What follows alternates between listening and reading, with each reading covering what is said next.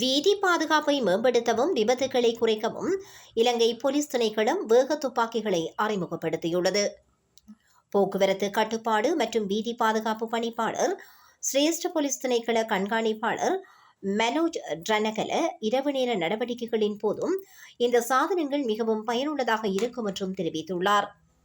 இந்த வேக துப்பாக்கிகள் அமெரிக்காவில் தயாரிக்கப்பட்டவை எனவும் 1.2 கிலோமீட்டர் தூரத்தில் இருந்து வாகனங்களை கண்டறிந்து வாகனத்தின் வேகம், ஓட்டுநரின் புகைப்படம் மற்றும் வாகனத்தின் உரிமத்தகடு எண் போன்ற அத்தியாவசிய தரவுகளை பதிவு செய்து நீதிமன்றத்தில் ஆதாரமாக வழங்க உதவும் எனவும் தெரிவிக்கப்படுகின்றது. இந்த துப்பாக்கிகளில் 35 சாதனங்கள் போலீஸ் திணைக்களத்திற்கு விநியோகிக்கப்பட்டுள்ளதுடன் மேலதிகமாக 15 சாதனங்கள் விரைவில் இறக்குமதி செய்யப்படும் என்றும் எதிர்பார்க்கப்படுகின்றது. ஒவ்வொரு சாதனமும் அரசாங்கத்திற்கு 3.3 மில்லியன் ரூபாய் செலவாகின்றது.